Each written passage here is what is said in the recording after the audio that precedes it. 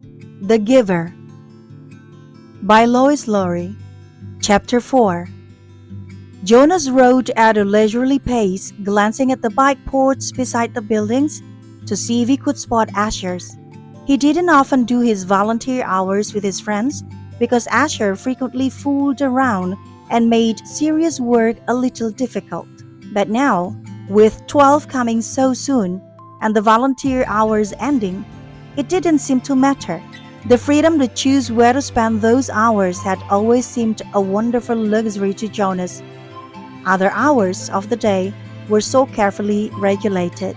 He remembered when he had become an aide, as Lily would do shortly, and had been faced with that freedom of choice. The aides always set out on their first volunteer hour a little nervously, giggling and staying in groups of friends. Page 34.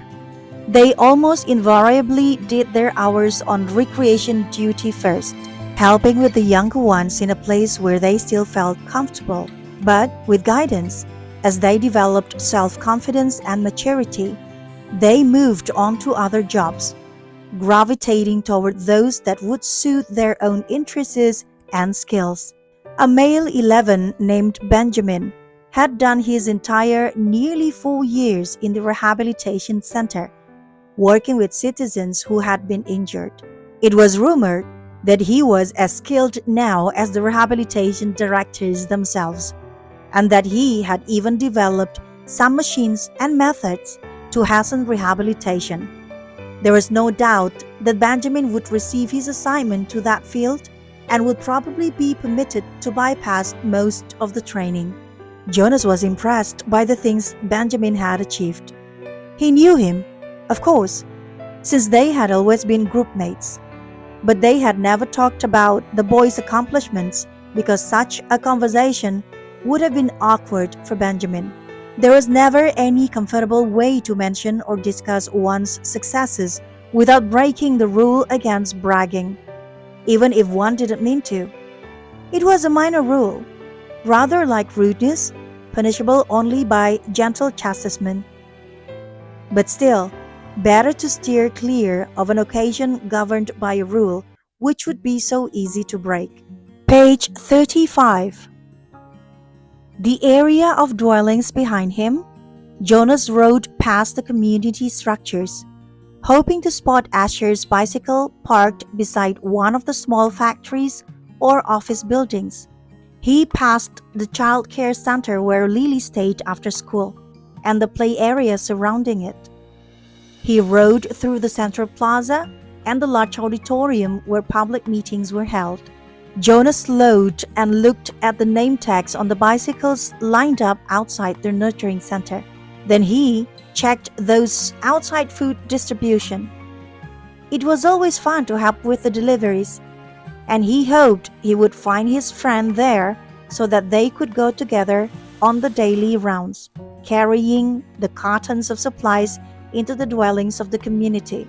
But he finally found Asher's bicycle, leaning, as usual, instead of upright in its port as it should have been, at the house of the old. There was only one other child's bicycle there, that of a female 11 named Fiona. Jonas liked Fiona. She was a good student, quiet and polite, but she had a sense of fun as well, and it didn't surprise him that she was working with Asher today. He parked his bicycle neatly in the port beside theirs and entered the building. "Hello, Jonas," the attendant at the front desk said. She handed him the sign-up sheet and stamped her own official seal beside his signature. All of his volunteer hours would be carefully tabulated at the Hall of Open Records. Once, long ago, it was whispered among the children. An 11 had arrived at the ceremony of 12 only to hear public announcement that he had not completed the required number of volunteer hours and would not, therefore, be given his assignment. He had been permitted an additional month in which to complete the hours, and then given his assignment privately, with no applause, no celebration, a disgrace that had clouded his entire future. It's good to have some volunteers here today, the attendants told him. We celebrated a release this morning, and that always throws the schedule off a little. So things get backed up. She looked at a printed sheet. Let's see. Asher and Fiona are helping in the bathing room? Why don't you join them there? You know where it is, don't you? Jonas nodded, thanked her, and walked down the long hallway. He glanced into the rooms on either side. The old were sitting quietly, some visiting and talking with one another, others doing handwork and simple crafts. A few were asleep. Each room was comfortably furnished, the floors covered with thick carpeting. It was a serene and slow-paced place, unlike the busy centers of manufacture and distribution where the daily work of the community occurred. Page 37. Jonas was glad that he had, over the years, chosen to do his hours in a variety of places so that he could experience the differences. He realized, though, that not focusing on one area meant he was left with not the slightest idea, not even a guess, of what his assignment would be. He laughed softly, thinking about the ceremony again. Jonas? He teased himself. But he suspected that, with the date so near, probably all of his friends were too.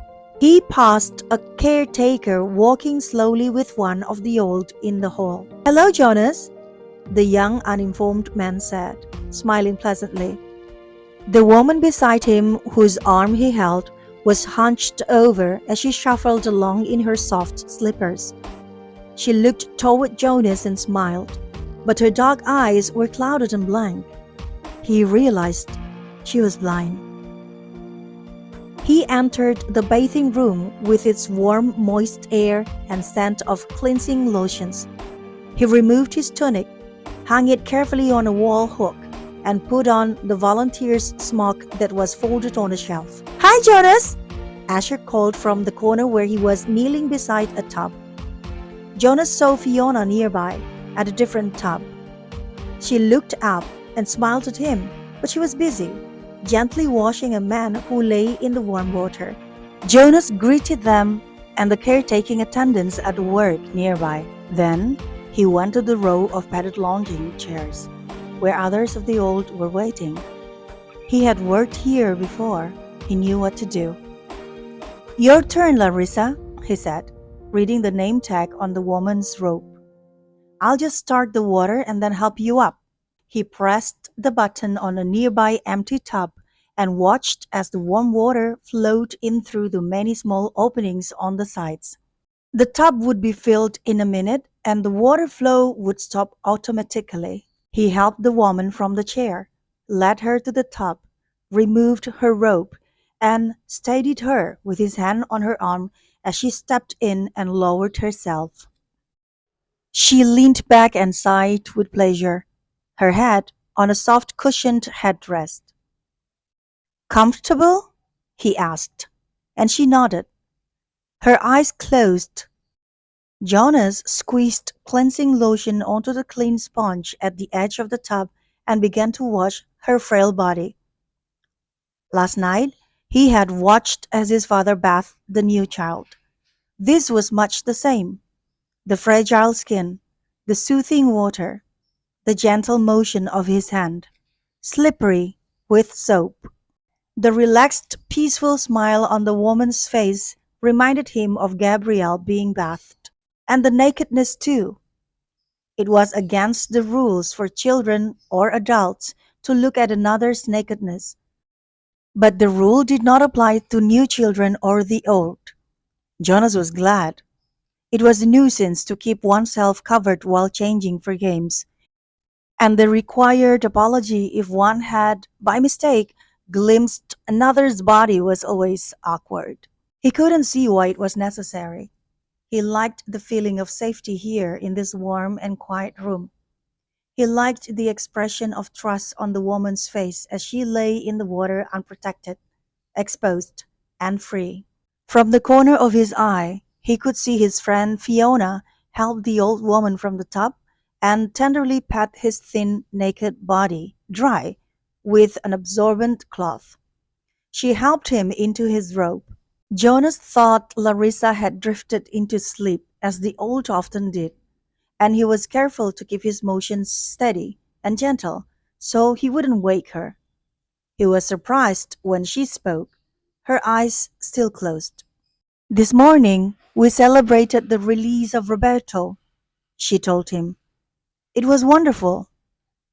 I knew Roberto, Jonas said. I helped with his feeling the last time I was here, just a few weeks ago. He was a very interesting man. Larissa opened her eyes happily. They told his whole life before they released him, she said.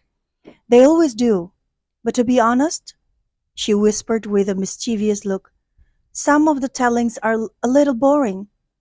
I've even seen some of the old fall asleep during tellings when they released Edna recently.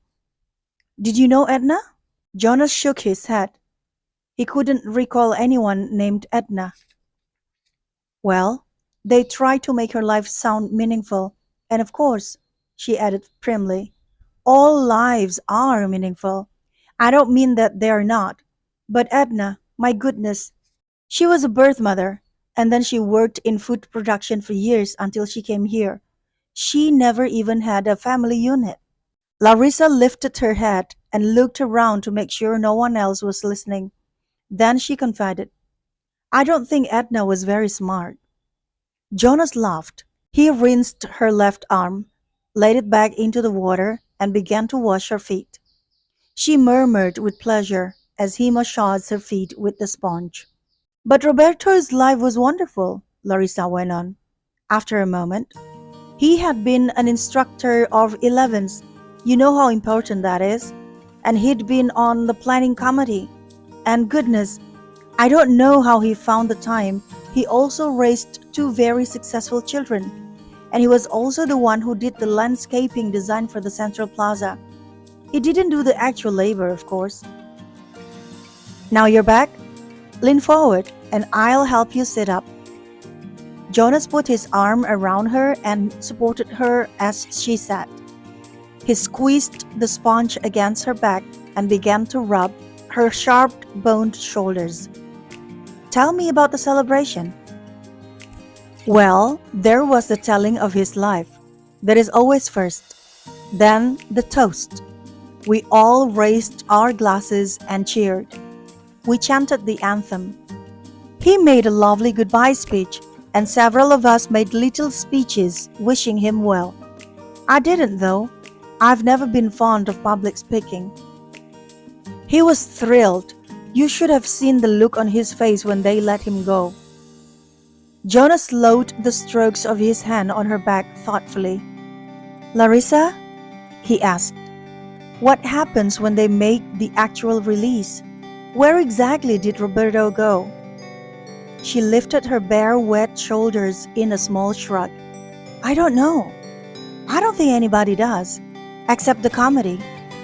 He just bowed to all of us and then walked, like they all do, through the special door in the releasing room. But you should have seen his look. Pure happiness, I'd call it. Jonas grinned. I wish I'd been there to see it. Larissa frowned. I don't know why they don't let children come. Not enough room, I guess. They should enlarge the releasing room. We'll have to suggest that to the committee. Maybe they would study it, Jonas said slyly, and Larissa chortled with laughter. Right, she hooted, and Jonas helped her from her tub. Alright, that will be the end of my reading tonight. The book that I read is called The Giver, written by Lois Lowry. Today I read chapter 4, from pages 33 up until page 42. Thank you so much for listening. I'll see you again next time. I'm Effie Sayono. See you later. Bye.